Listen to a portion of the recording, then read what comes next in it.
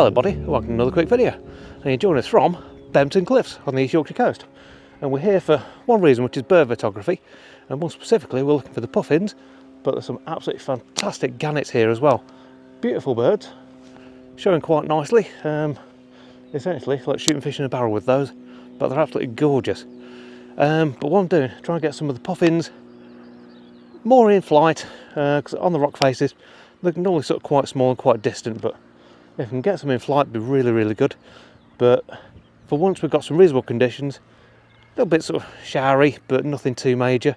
But quite bright, so do a bit of shooting. Won't do a great deal of vlogging, but dropping a few bits of B-roll, and I'll talk to you in a little bit about the settings that I'm using for trying to sort of get the birds in flight. So a little bit of a wander up to the cliffside and see what we can get.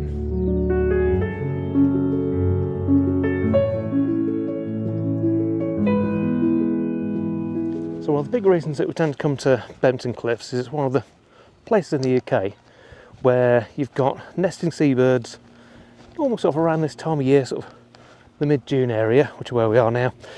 But it means you've got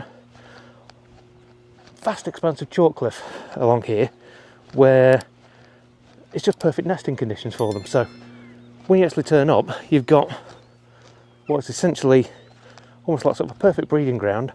You're far enough away that you're not interfering, but the way that it's actually laid out, you can get some lovely shots down onto the cliffs and see the birds flying around below you, and especially with the gannets at eye level as well. So getting shots actually is quite easy, but getting the settings right takes a little bit of doing.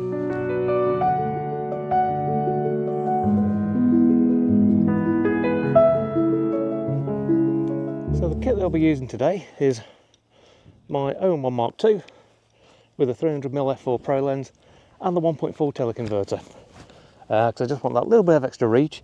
I'm prepared to lose like the stopper light, that's not a problem, and to be fair, it's as sharp as it gets anyway, so it's not much of a problem running the 1.4.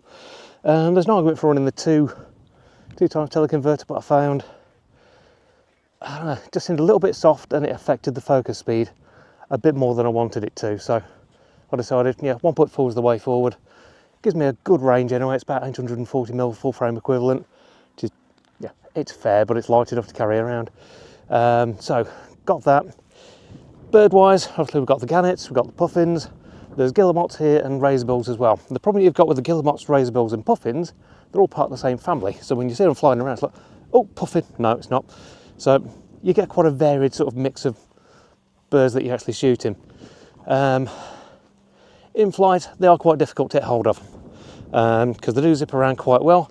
This will be quite distant, and when they're coming towards you, yeah, they're quite quick moving around. So a bit of experimentation with the setup. Because as you know, normally if I'm doing wildlife, I'll be running aperture priority and essentially just letting the camera sort everything else out for me. For these, I'm going to be running manual, probably around 2,000th of a second, as wide open as I get, so far f5.6, and let the ISO sort this out for me.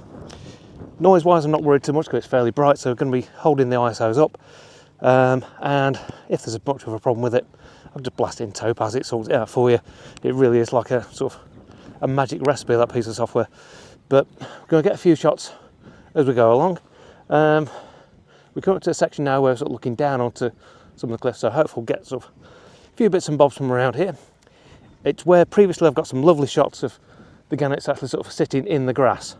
So you might get a few images dotted in today from that as well, but go get sort of pitched in, start getting some shots off. So there's a few shots now.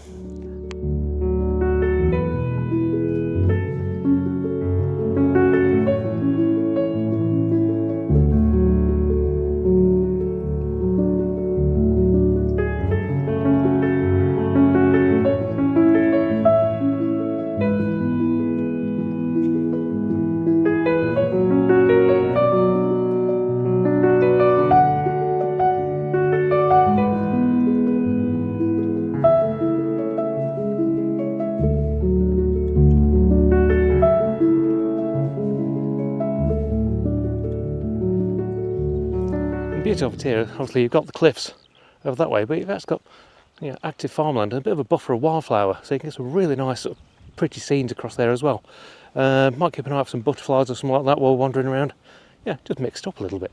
But yeah, we get some great shots of the Gannets. Absolutely beautiful bird. I know they get a bit of a it's a bad rap, sort of, just for sort of the fact that they are renowned for eating absolutely everything they can. Hence sort of the old thing when I was a kid, like being told by my mum, sort of pack up your eating like a gannet if I was having sort of a big lunch or something like that. But yeah, it's I know it's weird when you sort of first experience them. You're not expecting them to be as pretty as they are, but they are absolutely beautiful birds. And sort of, obviously, as they sort of grow over the 5-year sort of cycle up to adulthood, you've got sort of different sort of colorations in the feathers and stuff like that. So it's quite nice. Obviously, there's a few gulls up here, a few jackdaws as well, and the odd pigeon as well, which is always quite funny to see, mixed in with the seabirds. But it's a lovely spot, and yeah, all credit to the RSPB. They do look after it very, very well here and keep it very, very well maintained. And the visitor centre is pretty good as well. Now, it is free entry if you're an RSPB member, which we are, and it's definitely worthwhile if you're not. If you want to sort of do something like this, join up, because it's not expensive per year. It helps them out and helps them really sort of keep these sites, yeah, essentially as they are now, in really sort of tip-top condition. It's here for us all to enjoy. But yeah, I don't know whether you can see that over my shoulder, but we've actually got some decent weather conditions at last as well. Because the last few times I've come up, it's either been stupidly high winds or it's been thick fog, which is why we're not doing a video for it. But I thought this time, yeah, we'll have a bit of a go and bring you along and see what sort of shots we can get. So, right, I think it's time for a bit more sort of shooting down the cliffs. See what's there. I can see a few sort of nested just over in the distance there. So I'll grab some shots, pop a few more now for you.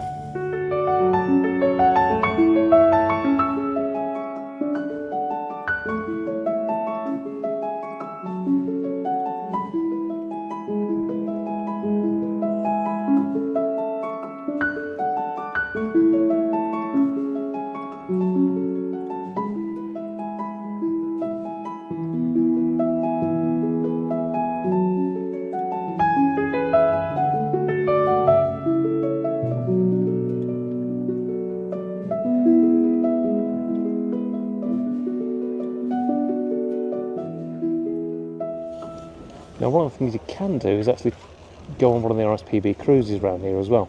There's actually one of the boats just going by down there at the moment. They're not sort of intrusive or anything like that, so keep a fair distance. But they're great for photography. You're looking back up at the cliff, so you're not sort of looking down on it. But from where we are at the minute, some fantastic shots looking down. The sea's crystal clear, so I try to get a bit of an abstract kind of shot with just like one bird on a really clean sea. You can see the rocks underneath. It's quite pretty. Probably good. Got a bit of light. We've actually got blue seas rather than grey, which is really nice as well. But yeah, there's some absolutely glorious things. That bloody noisy though, I'll say that much for it. But yeah, some absolutely glorious sort of birds out at the moment. I mean, you can probably see it that way. They're absolutely everywhere. They're flying around all over the place. So yeah, some really nice sort of, I don't know, there's such a mixture of birds, you know, sort of, it's basically pick what you want to shoot, but the gannets are beautiful and they do tend to be at eye level, and that's really what you want for sort of wildlife. You can get on eye level, and sort of, especially with the tracking with the OM-1, yeah, it's like shooting fish in a barrel. It really is. Set the focus mode to continuous. I tend to use single shot silent because I prefer that over multi-shot. Personal preference, I just don't really enjoy going through the thousands of images when I get back just to find the one that worked. I'd rather sort of just rattle off manually, and it seems to work okay for me, but it is personal preference. But I'm going to get a few more shots now. I've actually just seen a puffin land just beneath me, amusingly, which is typical. Come right on the cliff edge and there's no way I'm getting any closer to it. But yeah, get some more shots in, so I'll pop another couple up now for you.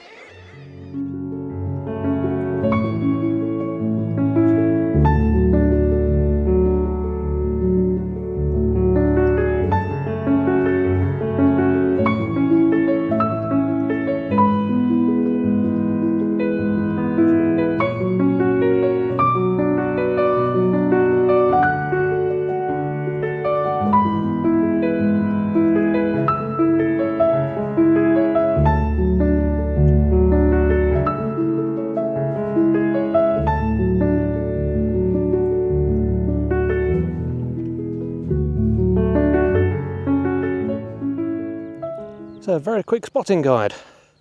If you want to see a puffin, look like this. If you want to see a razorbill, they'll look like this. As you can see, very similar, difference in colour, and a guillemot look like this. Now when they're in flight, look almost identical, so picking them out is quite difficult, but it does mean that you can just get your practice in, get your shooting going. Basically, doing the in flight, I use the entire frame for the focus mode. It seems to work fairly well for me. If I'm doing sort of static stuff, I'll move it down to like a single point in the front, so I can sort of control it a bit more. But that seems to work pretty well. But yeah, really good session so far. Gonna keep on wandering and see what else I can find.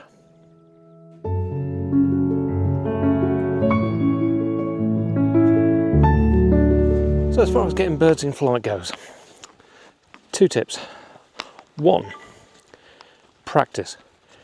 Basically, if you can be stood here, you're on a digital camera, it doesn't matter how many shots you take, rattle off as many as you can. The more you get used to following the bird with the lens and sort of the ability of the camera to focus, the easier it'll become and the better shots you'll get. When I first started out, I couldn't track for toffee. It took me ages to sort of really sort of hone it in. I'm still not fantastic at it now, but I'm good enough to actually be able to sort of track a bird as it goes by and get sort of a half decent shot out of it. The other thing to remember is if you've got a higher shutter speed, you've got more chance of getting something that's sharp. It's basically the rule of it. The faster your shutter speed, the easier it is, it'll take up any kind of motion blur and sort of keep it sharp. Other than that, just keep shooting. The more you do, the easier it'll get and the better you'll get at it.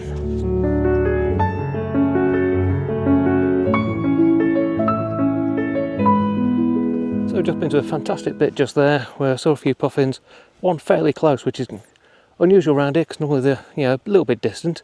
Like I say, they're only tiny things, and unless you can see the red feet or the orange feet and the orange bill, you really sort of do lose them because they're fairly well outnumbered by the razorbills and the guillemots. But when you do spot one, they're really pretty, and they're an unusual looking bird, which I think is what the attraction is with them. So yeah, a few nice shots there with them. Fairly close in, but not too close. That is the one big difference you get here. It is sort of more distance work that you're doing, which is why I've got the teleconverter on. If it was sat actually at the close end like you've got on Scomer Island or Farne Island, whatever, it makes it a lot easier. But what you do get here is these little spots here. I've just spin you around, I'll show you. I don't know whether you can make those out, but just there. That's probably about, what, 1, 2, 3, probably about 3 metres away. And you can probably hear them as well. Absolute sort of line of gannets. They're just picking out nesting material and taking it away. So you do tend to see a lot of them sort of flying around with lots of the grass in the mouth and stuff like that. So yeah, but I'm going to just grab a couple of shots here because actually shooting these through the grass works really, really nicely. So I'll grab a shot now, pop it up for you.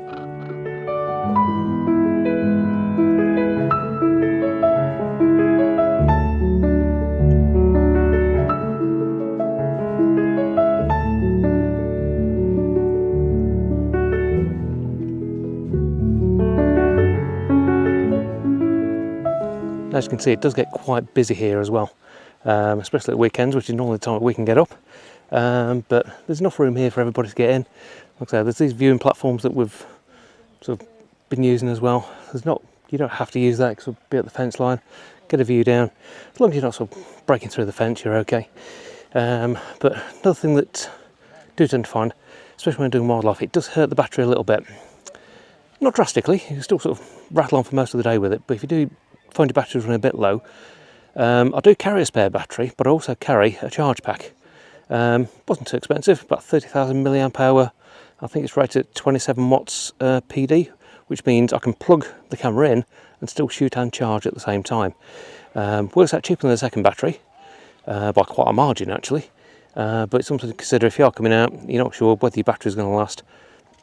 Plug this in, you're away with it. Obviously the earlier cameras you can't sort of charge and shoot, but the OM-1 it's not a problem anyway. But yeah, right, we're going to sort of grab a spot of lunch I think, and carry on sort of wandering up the other end of the cliffs and see what else pops up. But yeah, so far it's been a great morning.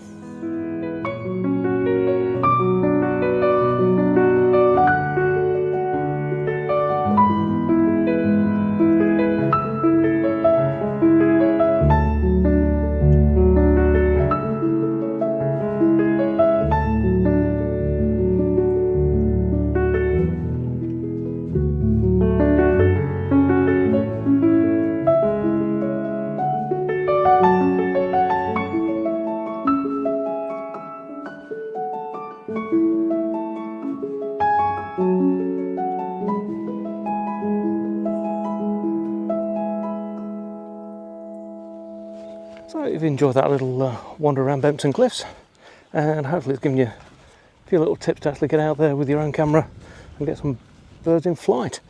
Like I said, this is a perfect place to practice because frankly there's thousands of birds, and with how closely you can actually get them flying, it makes, yeah, it's almost like shooting fish in a barrel.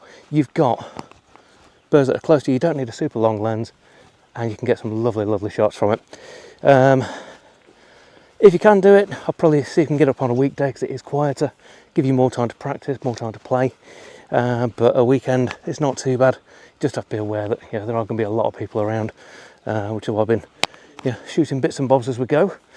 But if you've enjoyed the video, please do give us a great big thumbs up, and if you've really liked it, hit subscribe. You see more from me every week. But from RSPB Bempton Cliffs and East Riding to Yorkshire, thanks for watching. We'll see you again next time. Take care.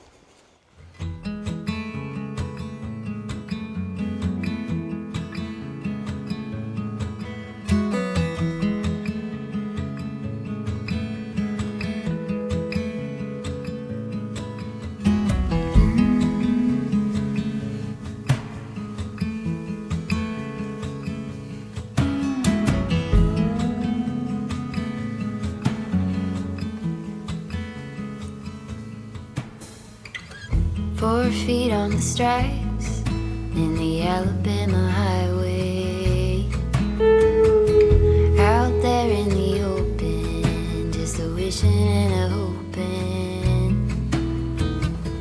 I could smell the pines when I let you in the doorway. Took the seat next to mine like you've been there before. I'm befriended and then lose ya. I could never stand to lose ya. I get by when you're at my side. I'm befriended and then lose ya.